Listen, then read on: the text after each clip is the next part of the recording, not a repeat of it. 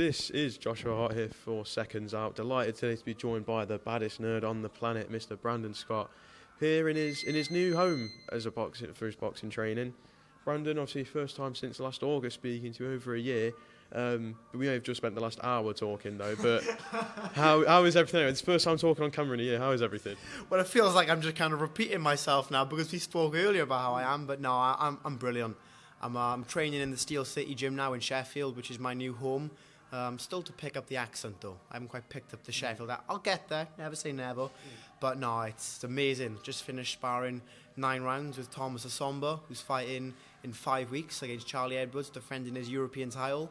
The experience I'm gaining up here is invaluable, and I'm maturing, I'm improving so much, and it's a new chapter to my life. Do you know what I mean? Like, it's a big change moving from Wales, especially where I'm from in Wales. It's 5 hours on the train. If it wasn't for Netflix and Joe Rogan, I'd be lost. Honestly, I'd be lost. But it's a big change, but it's something that I know is going to be worth it. So here's to the future.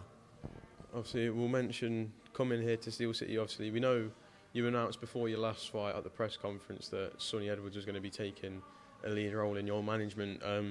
Was that a big part of the reason you also come to Steel City?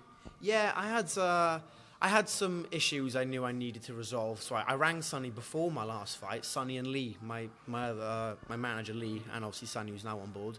I rang them both and asked them for advice, and Sonny was just saying, you know, maybe look at exploring other options. And then after the fight, I asked him, would it be a possibility of me coming here? Because if you know boxing, you'll know that Steel City Gym is thriving right now. They just announced Mick Conlon's coming here. I mean, the stable that this gym has is unreal. It's undoubtedly one of the best gyms in the UK, just off fighters alone. So I knew I had to get here. I knew I had to get you. I was like a dog or a bone. So I was asking Sonny, I was like, oh, can I maybe come up and try it? Because I knew how busy they are here. And he was like, yeah, man, because me and Sonny get along so well. Sonny's more than just a manager to me now. He's like a friend, like a mentor. Just if I need someone, I can ask Sonny in a personal aspect or boxing. But now I'm up here and I'm training with Pierce Goodjohn. Pierce, who I call Master Jedi, and he calls me Padawan. Which, if you don't know Star Wars, I mean, Master Jedi is the boss. Padawan is the learner. So Pierce is Master Jedi. I'm Padawan, and he's showing me loads. He's slowing me down, making me more mature. And I'm confident, very confident, that in a few, may not show so much in this fight, but I know I've matured a lot through the amount of sparring I've had. But my next few fights, as time goes on, as I mature as a person, develop more into a man, I know that the differences shown from me moving to this gym are going to be from 0 to 100. When will we see the first fight under Pierce for yourself? Do you have any idea as to when the fight date could be? It's September 28th.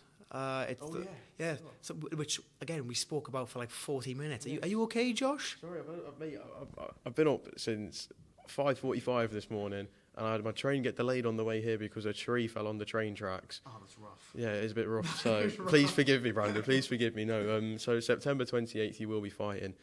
Obviously, you mentioned not necessarily seeing the adjustments or the changes just yet, but is it more down to just you knowing and the team knowing that what you're drilling here in the gym is going to come off on fight night? Yeah, well, 100%. It's like I said, because obviously I had such a lack of sparring and fighting over the last 2 years because of the hand operation, and I couldn't train before that bad hand. I've had so much sparring up here, and I'm starting to not get smarter, but I'm starting to figure out when to do things, when to not do things. Pierce is always telling me, don't switch off, stay switched on, because you know me. I'm like, I can't focus on one thing. So he's really drilling into me, focus, stay switched on.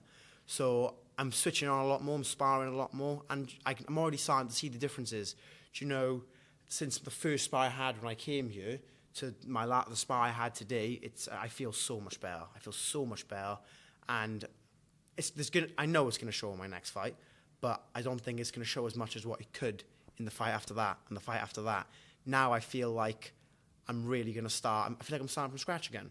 I feel like I've gone all the way back to basics, and we've built from there. And just give it a year. Give it a year. And then just looking obviously around the stable, I've been saying this to a lot of the fighters today.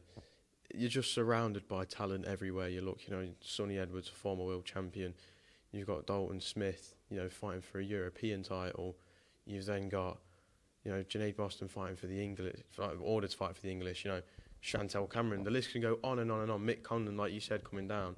For someone like yourself, at the early stages of your career, a young man just learning the professional game, surely this can only be beneficial for you being around such great fighters all the time. Oh, 100%. It's the diversity in everything. They've got elite pro boxers, elite amateur boxers. They've got people who haven't made their debut yet. They've got up and coming prospects like me, people who have been there and done it. Like I said, I just sparred 9 rounds with Thomas Asombo, who's a European champion. And it doesn't end there. I'm like a dog or a bone with him, asking him afterwards, what can I do better? Do you think I'm doing this? And he's giving me advice. I'm asking everyone for advice, constantly gaining knowledge.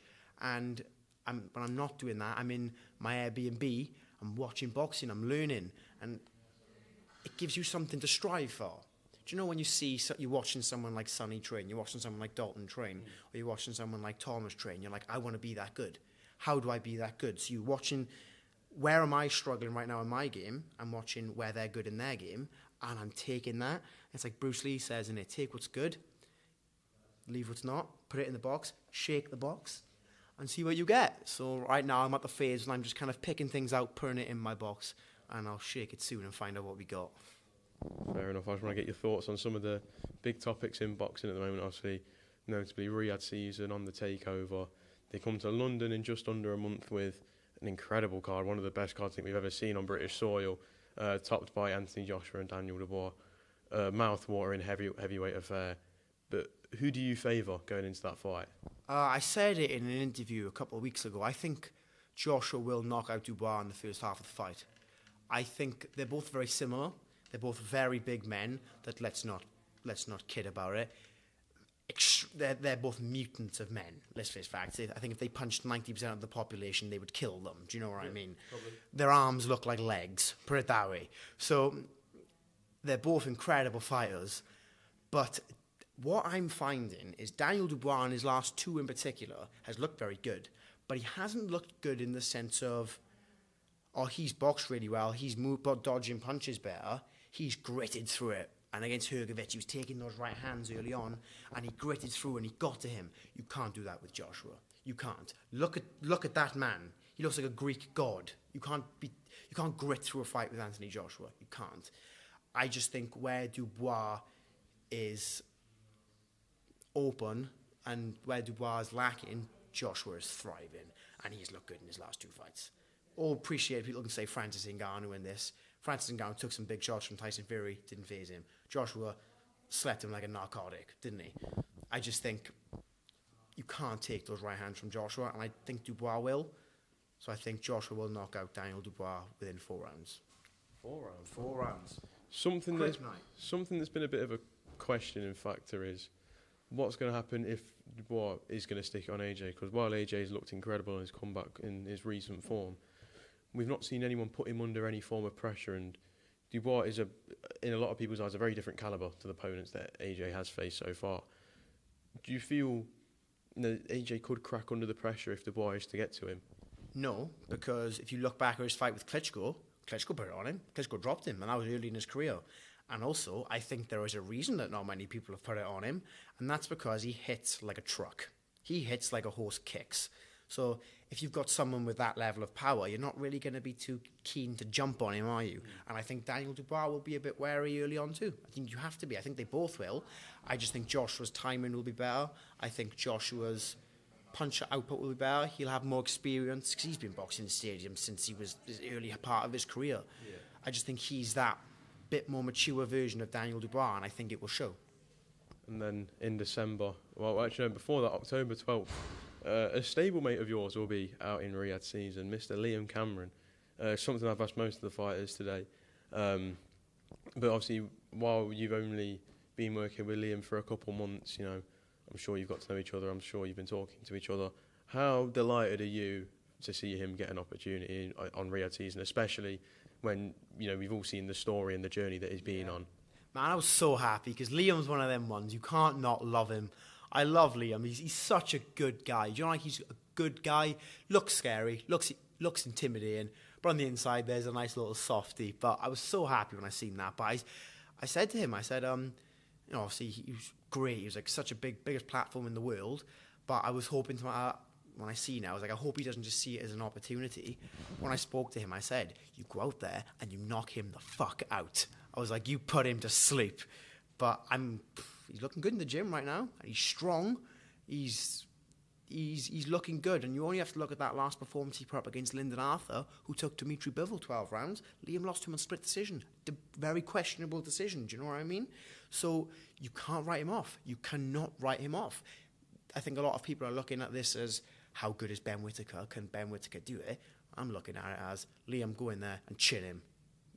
Fair enough. And then just lastly, moving on to the point I was going to make before, December 21st, we see the rematch for what was meant to be undisputed, but Tyson Fury versus Oleksandr Usyk 2.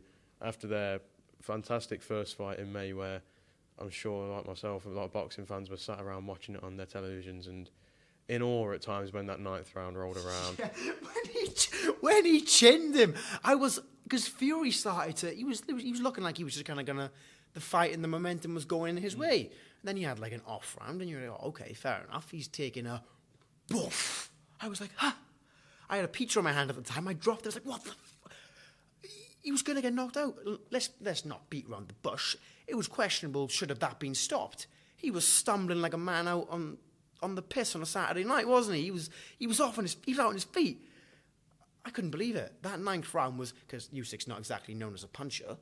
You look back to the time when he boxed Derek Chisora, and people were saying, oh, me included. I was like, can you imagine in there? Can you imagine Usyk in with the likes of Joshua or even Fury? Well, I fucking can now. And let me tell you, it's not where I thought it would be. And then just looking at the rematch, what do you feel needs to change on Fury's end for him to come out on top in a rematch? To be honest, I don't know. I mean, the first fight, I was saying that Fury's going to use his size. Fury's going to utilise every aspect to his advantage.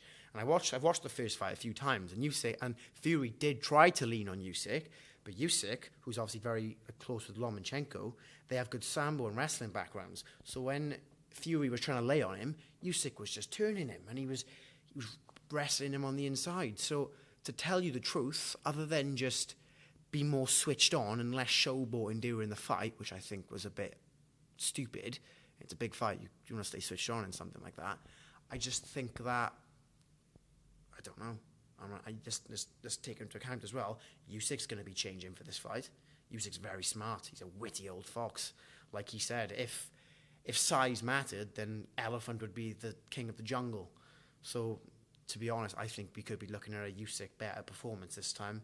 But I ate my words from the first fight, and I'm willing to eat my words in the second fight. But I just can't see Fury winning. Well, fair enough, Brandon. Thank you very much for your time as always. Always good to catch up. Hopefully we don't leave it another year until our next interview and then spend an hour talking. If we do leave it another year, maybe I'll have a beard and I'll not look like a spotty teenager, because you look like you've aged 30 years. You know what I mean? You've aged like wine, Josh. Fair play. Oh. Cheers, mate. Thank you very much. Brandon, thank you for talking to Seconds Out.